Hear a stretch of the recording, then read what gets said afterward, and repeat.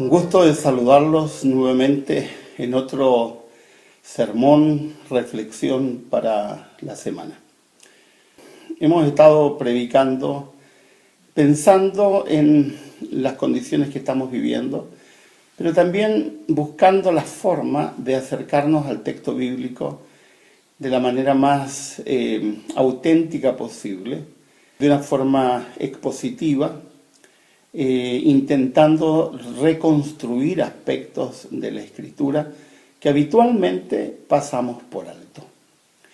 Permítanme decirles, en primer lugar, muchas gracias a todos aquellos que nos han escrito de diferentes partes del mundo, agradeciéndonos por las predicaciones que estamos haciendo. Gracias también por las recomendaciones que nos han dado. Lo que hacemos es muy artesanal, no tenemos un estudio de grabación profesional, espero algún día lo podamos tener. Mientras tanto, lo importante es la palabra, y lo importante es lo que estamos intentando enseñar. Si alguna duda surge, si alguna preocupación surge, no duden en plantearla. A medida que pasen las semanas iremos atendiendo dudas. Intentaré, en la medida de lo posible, subir una predicación a la semana. Vuelvo a reiterar muchas gracias a quienes nos han escrito de Bolivia, de Chile, de Colombia, de México, de Estados Unidos, de Australia y de aquí, de Europa, de varios lugares. Es reconfortante saber que lo que uno hace en la quietud de su hogar puede tener tanto impacto alrededor del mundo. Vamos hoy día a hablar de un incidente que habitualmente pasamos por alto y lo consideramos un tanto anecdótico cuando en realidad no lo es. Es un incidente que está al final del libro de Juan, del Evangelio según Juan. Está en el capítulo 21. La mayoría de las Biblias, el énfasis es la pesca milagrosa. Y permítanme decirles, ese no es el centro del relato. Cuando hacemos énfasis en el milagro nos olvidamos de que el énfasis es lo que Jesús fue a hacer a ese lugar. Vamos a leer el capítulo 21 del libro de Juan, el versículo número 1. Después de esto, ¿de qué? Después de la muerte y resurrección de Jesucristo, después de esto, eso es lo que acaba de ocurrir antes, después de esto se apareció de nuevo. ¿Por qué dice se apareció de nuevo? Porque ya Jesús se ha aparecido en varias ocasiones. En el aposento alto, se ha aparecido a María y a las mujeres que fueron al sepulcro, se ha aparecido a los que van camino a Emaús. Así que después de esto, se apareció de nuevo a sus discípulos, junto al lago de Tiberíades, que era una forma diferente de decir mar de Galilea. Es decir, ya estas personas salieron de Judá o de Judea, salieron de Jerusalén donde Jesús murió y resucitó y se han retornado a su tierra original que es Galilea. En términos de geografía, son cientos de kilómetros, no estamos hablando de 2 kilómetros, estamos hablando de una buena cantidad de semanas que llevó caminar desde Jerusalén hasta el mar de Galilea. Sucedió de esta manera. Y está contando una persona que lo vivió en primera persona, que es Juan. Estaban juntos Simón Pedro, que era el mayor de los discípulos. Se calcula que en esta época Simón tendría en torno a los 40 años o más de 40 años, algunos que incluso suponen que podría haber tenido en torno a los 50 años. Era el mayor en edad de los discípulos. Estaban juntos Simón Pedro, Tomás, al que apodaban el gemelo, por eso en griego es Dídimo, y lo apodaban el gemelo porque era gemelo. Natanael, el de Caná de Galilea, los hijos de Zebedeo, que son Jacobo y el que está escribiendo, Juan, que nunca se nombra a sí mismo en el libro de Juan, y otros 2 discípulos de los cuales no tenemos idea quiénes son. En total, 7 de ellos. En primer lugar vamos a mencionar algunas cositas porque en la Edad Media se instauró la tradición sin fundamento de que los discípulos eran todos ignorantes, eran todos pobres, lo cual es falso, como muchas cosas que se han transmitido a través de la historia. Simón Pedro era, hoy día diríamos, un pequeño empresario, dueño de una barca que contrataba a otras personas para pescar. Eso en cualquier lugar hoy día se considera un pequeño empresario. Tomás era un constructor, se dedicaba a construir, en ese tiempo no existía el concepto arquitecto, así que el constructor solía hacer todo. Hay algunas tradiciones de algunos edificios que supuestamente construyó Tomás en su peregrinaje a la India. Natanael era sacerdote, tampoco un ignorante. Los hijos de Zebedeo, uno de ellos era Jacobo y el otro era Juan, no eran pobres, supuestamente tenían una pequeña fortuna, se codiaban con gente de la corte y no se codiaba cualquier persona con gente de la corte. Y otros 2 discípulos. Digo esto porque habitualmente vendemos una idea equivocada de quiénes son los discípulos. Eso se transmitió desde la Edad Media como una manera de manipular a la gente. Se les enseñaba de que los discípulos eran unos pobres e ignorantes, para de esa manera justificar la pobreza, que tenían que aceptarla porque los discípulos fueron pobres, y justificar la ignorancia, como por ellos fueron ignorantes, porque siempre es más fácil manejar a gente pobre y gente ignorante. Lamentablemente, a través de toda la historia ha sido así. Me voy a pescar, dijo Simón Pedro. Nos vamos contigo, contestaron ellos. Salieron pues de allí y se embarcaron, pero esa noche no pescaron nada. Primer elemento que contrasta con lo que ha venido ocurriendo. Durante 3 años y medio, Simón Pedro ha acompañado a Jesucristo. Después de la muerte y resurrección de Jesucristo, después del acto de negación de Jesús que él ha protagonizado, que es igual que la traición de Judas. No crean que es menor, porque a veces convertimos a Judas en un personaje tétrico y oscuro, cuando Pedro fue exactamente igual.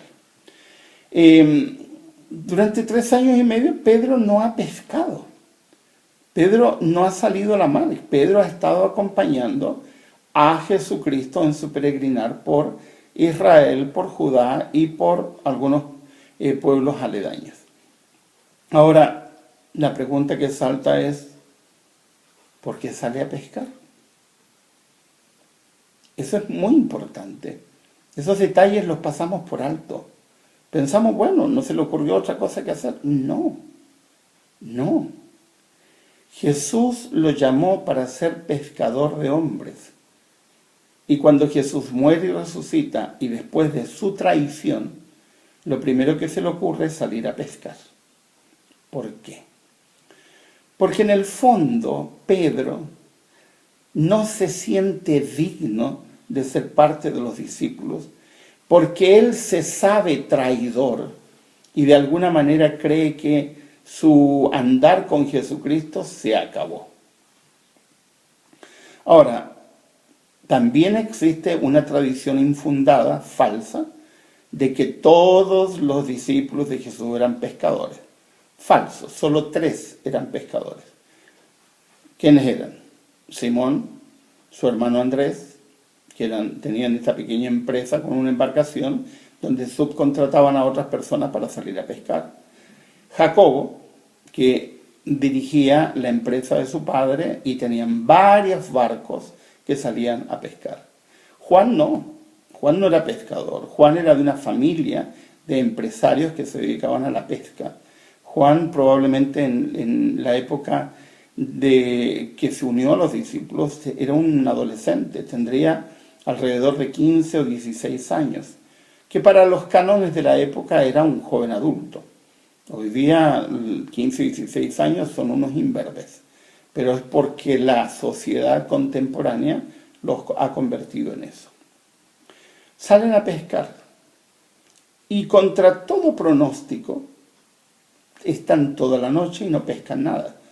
Yo me crié frente al mar y veíamos a los pescadores salir al atardecer cuando estaba oscureciendo, porque todos los que conocen algo de mar saben que los peces suben a la superficie en la noche porque no hay luz en el día y porque de esa manera se alimentan.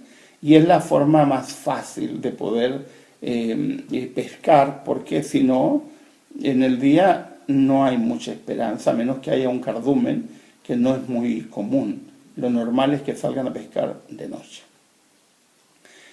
Al despuntar el alba, es decir, cuando estaba amaneciendo, Jesús se hizo presente en la orilla. Y esto es un detalle importante. Ellos están en el mar, Jesús viene a la orilla. Pero los discípulos no se dieron cuenta de que era Él. Hay muchas razones. Es probable que Jesús, después de la resurrección, haya cambiado su semblante. Esa es una posibilidad. La otra posibilidad es que es el alba, recién está amaneciendo, así que hay un claro oscuro que no les permite ver bien el rostro de Jesús. En cualquier caso, lo que ocurre acá es que no se percatan de quién es Jesús, pero lo más interesante es que tampoco se percatan cuando Jesús habla.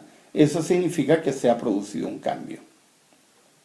Muchachos, ¿no tienen algo de comer?, les pregunta Jesús, versículo 5. No, respondieron ellos, y seguramente ese no tiene que haber sido con un dejo de frustración, porque no hay nada más frustrante que salir a pescar toda la noche y no pescar nada. Yo recuerdo cuando había malos días y los pescadores llegaban a la caleta de pescadores que estaba a pocas cuadras de mi casa y llegaban con los botes vacíos, llegaban enojados, la mayoría molestos porque habían trabajado en vano. Y era distinto cuando llegaban con el bote lleno de pescados, venían felices porque no solamente iban a tener para comer, sino también para vender y poder tener para los días que no pudieran pescar. Y Jesús hace algo extraño. Jesús no da muchas explicaciones, algo extraño. Y les dice, tiren la red a la derecha de la barca y pescarán algo. Si yo hubiera sido pescador profesional y veo un extraño y he estado toda la noche pescando y me dice, tíralo a la derecha y ya está amaneciendo, donde los peces ya se están yendo hacia el fondo. Digo, ¿y por qué me está pidiendo eso? Probablemente me hubiera puesto a discutir. Lo habría hecho alguien, pero Pedro algo intuyó. Jacobo algo percibió. Y tiraron la red al otro lado. Y al tirarla, dice la Biblia, versículo 6, era tal la cantidad de pescados que ya no podían sacar la red. Y en ese momento algo se les ilumina y se dan cuenta que están con Jesús. Y Juan grita, ¡es el Señor! Aquí la Biblia dice, dijo a Pedro, el discípulo a quien Jesús amaba, que es la manera como Juan se refiere en el libro de Juan a sí mismo. Nunca se menciona a él por nombre.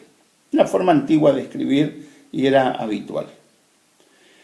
Tan pronto como Pedro le oyó decir, es el Señor, se puso la ropa, pues estaba semidesnudo, y se tiró al agua. Un poco de pudor. Entre los judíos existía mucho pudor por el cuerpo, a diferencia de los romanos y los griegos. Y no esperó con llegar con el bote a la orilla, se tiró al agua y se puso a nadar para llegar.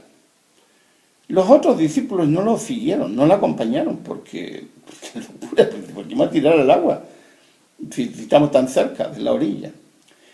Los otros discípulos lo siguieron en la barca, arrastrando la red de pescado, pues estaban a escasos 100 metros de la orilla. Y aquí viene lo interesante, y aquí viene la razón por la cual he titulado esta reflexión, Él les preparó el desayuno. Al desembarcar, vieron unas brasas con un pescado encima y un pan. ¿De dónde sacó pan? No tengo idea. ¿De dónde sacó pescado? Tampoco tengo idea. No vamos a elucubrar por eso porque estaríamos mucho rato. Y Jesús dice, traigan algunos de los pescados que acaban de sacar, porque él tiene uno solo y ellos traen más para que pongan a las brasas. ¿Cuándo preparó Jesús el desayuno? ¿Por qué Jesús preparó el desayuno? ¿Y qué tiene que ver el desayuno con lo que ha ocurrido en Jerusalén? Mucho. Y esto es lo importante.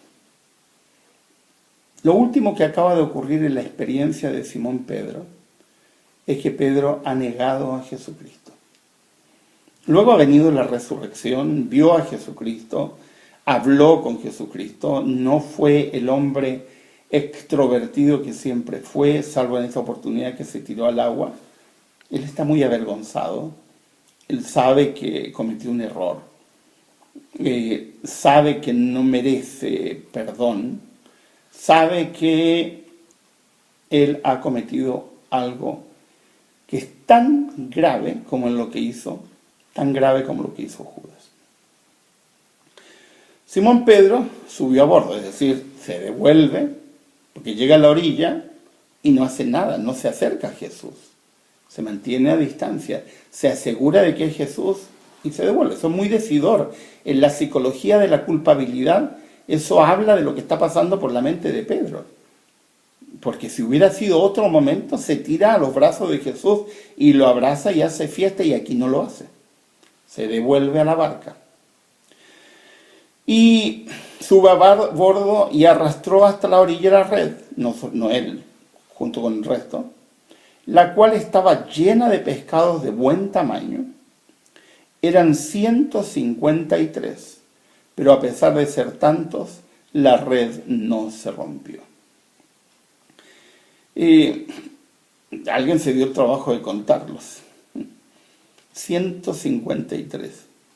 Yo veía las barcas que llegaban a la caleta de Iquique, donde yo vivía en el norte de Chile, y era muy habitual que los pescadores contaran los peces.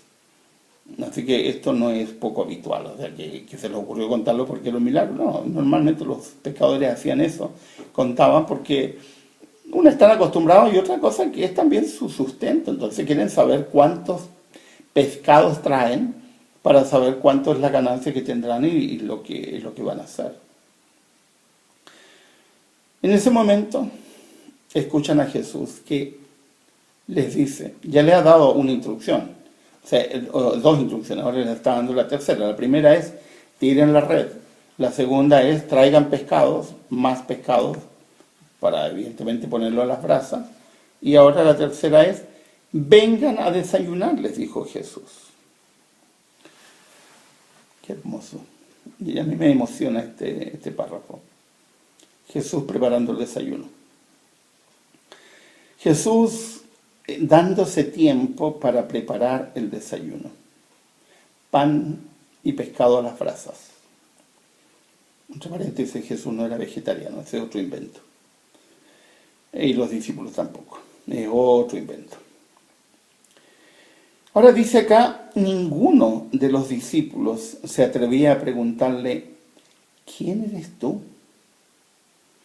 Pero todos sabían quién era el Señor.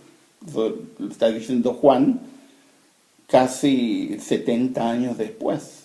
Algunos dicen 80 años después. Juan rememorando. Él sabe lo que está pasando por su mente y la mente de sus compañeros. Nadie se atreve a preguntarle directamente porque todos saben con quién están hablando.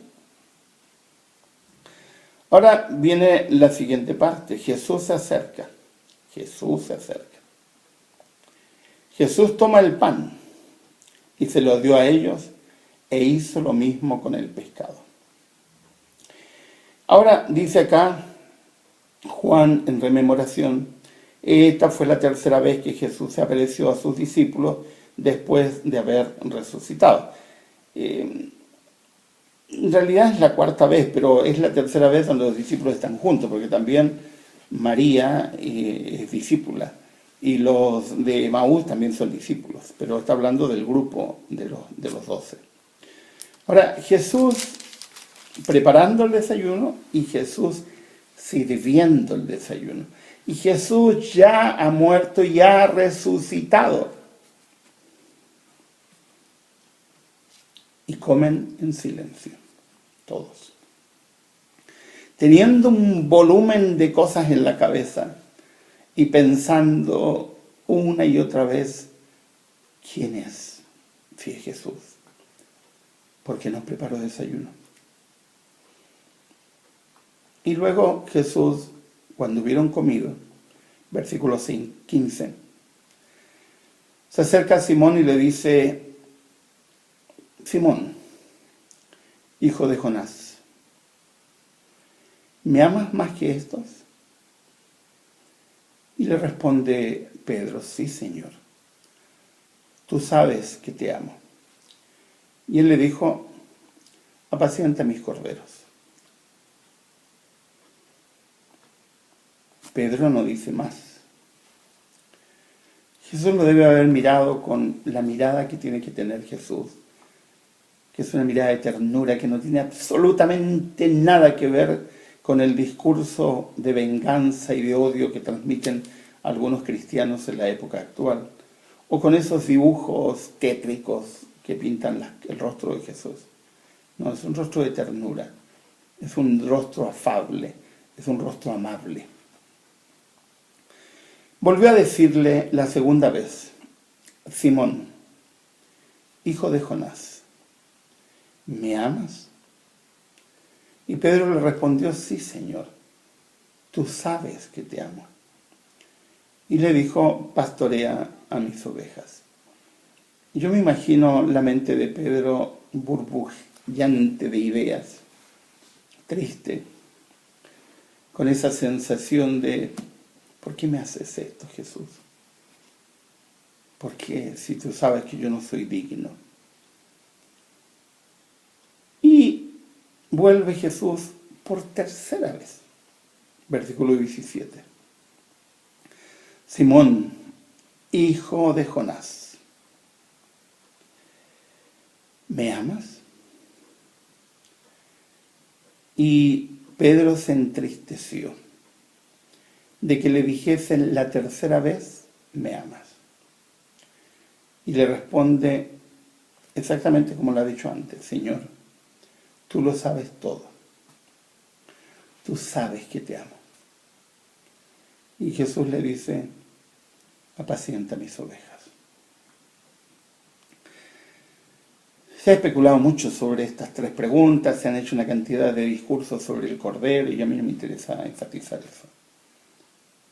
Lo que quiero enfatizar es el Jesús de amor, que nunca, absolutamente nunca, deja a las personas sumidas en su error. 3 veces, antes de que cantara el gallo 2 veces, Pedro negó a Jesucristo. 3 veces Pedro traicionó a Jesucristo. Podría haber pasado a la historia como un traidor. Pero Jesús le quiso dar la oportunidad que también podría habérsela dado a Judas, si es que Judas no hubiera hecho la tontería de suicidarse. Porque Judas no estaba condenado per se. Nadie está condenado per se. Y Jesús le da exactamente la misma oportunidad que la cantidad de veces que Simón Pedro ha traicionado a Jesús. Y agrega versículo 18 y 19. De cierto te digo, cuando eras más joven, te vestías tú mismo e ibas a donde querías. Pero cuando seas viejo, extenderás las manos y otro te vestirá y te llevará donde no quieras ir. Esto dijo Jesús, dice Juan, 70 años después, ya sabiendo todo lo que ha ocurrido con los discípulos y con Jesús. Esto dijo Jesús, dice Juan, 70 años después, cuando ya sabe todo lo que ha ocurrido con los discípulos y con Jesús, y todo lo que ha pasado en el cristianismo en esos 70 años, que una comunidad de 500 personas se ha multiplicado. Y que Juan dijo esto para dar a entender la clase de muerte con que Pedro glorificaría a Dios. La tradición dice que Pedro también fue crucificado. Hay una tremenda duda de cómo y de qué manera, no se sabe, hay muchas tradiciones. Después de esto añadió, sígueme. Y ese sígueme es tremendamente importante porque es reafirmar la invitación que hizo con Pedro al comienzo. Es decir, Pedro, borrón y cuenta nueva. Es extraordinario cómo Jesús hace las cosas. Es extraordinario cómo Jesús muestra una faceta de la divinidad, de Dios, que muchas veces los creyentes olvidan. Jesús vino a redimir, vino a restaurar. El Evangelio es restauración, no es condena, no es señalamiento. Quien cree que el Evangelio es condenar, nunca ha entendido el Evangelio. Por eso que es triste ver a tantos y tantos cristianos que sumidos en un odio que no tiene sentido, en una actitud beligerante que no tiene sentido, se arrogan el derecho de condenar cuando Dios no condena. Jesús, que tenía todo el derecho de insultar, de despreciar, de rechazar, de negar a Pedro por la traición que él mismo le anunció, lo que hace es con ternura, con amor, es restaurarlo. ¿Y cómo lo restaura? Le prepara el desayuno. Es un gesto de cariño, un gesto de amor. ¿Cómo debe haber sido el sabor de esa comida para Pedro? Tiene que haber sido una comida amarga. Es una comida en silencio, es el silencio opresivo de la culpa. Mirando todo el rato a Jesucristo, mirando su rostro, pensando, ¿qué me va a decir? ¿Qué me va a decir? Y Jesús lo único que hace es preguntarle en 3 ocasiones si lo ama, para poder decirle en 3 ocasiones me negaste, te doy la oportunidad que comiences de nuevo. Y por eso que al final le dice, sígueme. Aquí hay un mensaje poderoso para la época actual y para el cristianismo. Quien cree que ser cristiano es convertirse en juez de los demás, en condenar a otros porque no viven el cristianismo como tú supuestamente crees que debe vivirse, no entiendes nada. El cristianismo no se refiere a ropa, no se refiere a comida, no se refiere a hábitos cotidianos. El cristianismo se refiere a Jesús, que restaura. Jesús que redime. Jesús que le da la oportunidad a un hombre que se ha desanimado y que se ha hundido y ha creído que no tiene más oportunidad y ha vuelto a su antiguo oficio, negando el llamado que Jesús le hizo de convertirse en pescadores de hombres. Jesús los llama nuevamente para el mismo trabajo, sabiendo lo que eso va a significar en la vida de Pedro y sabiendo lo que va a ocurrir en el cristianismo posteriormente. Queridos hermanos y hermanas, queridos creyentes, Evangelio es libertad. libertad de la culpa. Evangelio es perdón. El Evangelio es restauración. Si no estamos dispuestos a restaurar, no estamos dispuestos a perdonar, no estamos dispuestos a liberar de la culpa a quienes han fallado, entonces no entendemos nada. Jesús perdonó a quien no merecía perdón. Jesús restauró a quien no merecía restauración.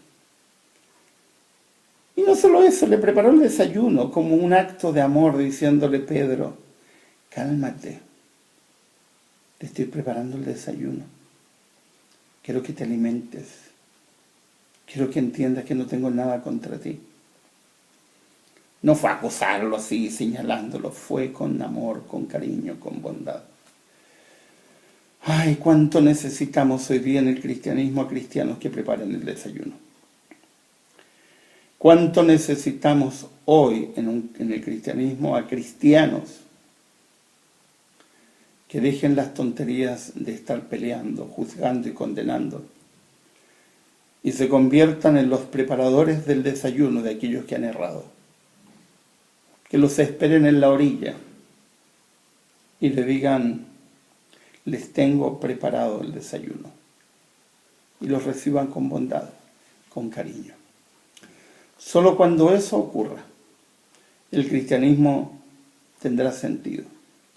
Solo cuando eso ocurra, mucha gente que se ha alejado de Jesucristo volverá a Jesús, porque sus discípulos habrán entendido lo que significa la redención y el perdón. Quiera Dios ayudarnos a todos para convertirnos en los que preparan el desayuno para los que se equivocan. Quiera Dios acompañarnos para que tengamos un espíritu tierno, amoroso, como el de Jesús, y seamos capaces de restaurar a quienes tanto lo necesitan y a aquellos cuya culpa los ha hundido y los ha hecho alejarse y volver atrás. Es hora de recordarles a la gente que Jesús nos ama tanto, que está dispuesto a prepararnos el desayuno, a hacer borrón y cuenta nueva y volver a decirnos: sígueme. Que el Señor les bendiga, que el Señor les acompañe. Les ha hablado el pastor Miguel Ángel Núñez.